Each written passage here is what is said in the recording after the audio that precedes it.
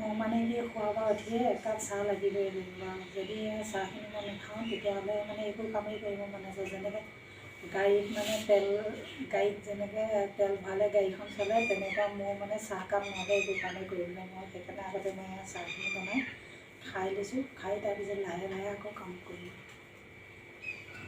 মোৰ মানে কথা এটাই কি সদায় ৰাতিপুৱা শোৱাৰ পৰা উঠি আগতে চাহ বনাই খাই ল'ম, তাৰপাছতে বেলেগ কামত হাত দিম আৰু। এতিয়া ৰাতিপুৱা নিহা আৰু পংকজে স্কুললৈ খাই যাবলৈ কাৰণে বনাইছোঁ আলু পৰঠা আৰু চাহ। এই জাপ বনাই লৈছোঁ আলুৰ পৰঠা, দেখিছে নহয় কিমান একদম কোমল কোমল বনিছে। আৰু এয়া হ'ল চাহ।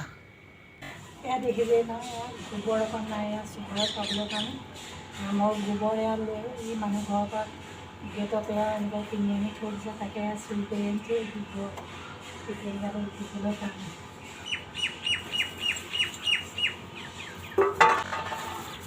ইয়াত নিজৰ গাঁওখনৰ নিচিনা ক'ত হ'ব। ইয়াত গৰু ছাগলী নাই যদিও গোবৰ ক'ৰ পৰা আহিব। সেইকাৰণে মানুহবোৰে গোবৰ কিনি আনি এনেকৈ ৰাখি দিয়ে, মানে পুলিত দিবলৈ কাৰণে, গছত দিবলৈ কাৰণে।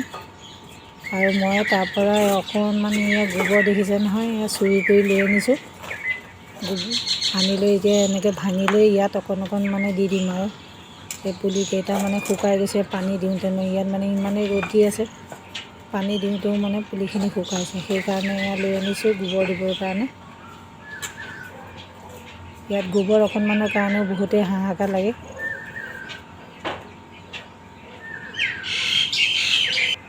মই মানে কি এনেকৈ পুলি লগালে ৰাস্তাৰ পৰা এনেকৈ মানে কোনোবাই আনি থৈ দিয়া গোবৰ অকণমানকৈ এনেকৈ পলিথিনত ভৰাই লৈ আনো, আনি ঘৰত লৈ এনেকৈ দি দিওঁ। এই গোবৰখিনি আনিলোঁ হয়, এয়া গোবৰে নে ঘোঁৰা গোৱে মানে চিনিয়ে নাপায়, ইমানেই শিলগুটিৰ নিচিনা টান টান, সেইকাৰণে ভাঙি ভাঙি দি আছোঁ।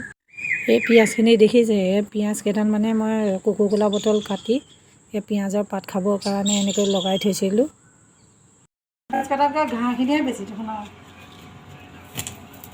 কেইটামান ওলাই দেখোন ৰচোন পিঁয়াজ। যিহে মাটিত মৰিয়াইছোঁ, বটলটোৱে ভাঙি লৰ মাৰিব এতিয়া।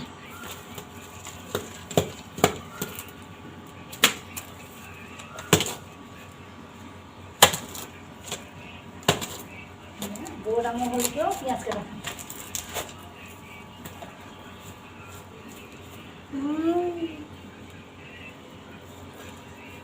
সেইটো ইমান ডাঙৰ।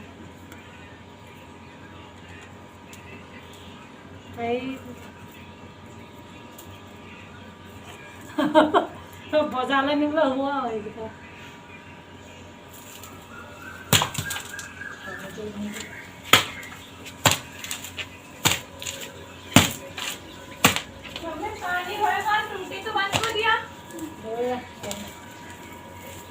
ইয়াত ওলাইছে ইয়াত চাৰিটা। চাৰিটা পিঁয়াজ বজাৰলৈ নিবলৈ হ'ব আৰু নিহা এগুচিয়ে ভাঙিব।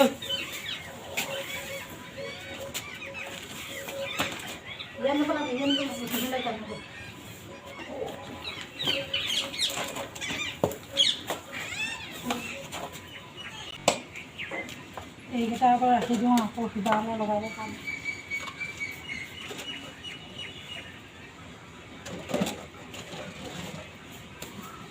এতিয়া এইসোপা পূৰা মাটি মাটি হৈ গ'ল, সেইকাৰণে ঝাৰু লগাই লওঁ।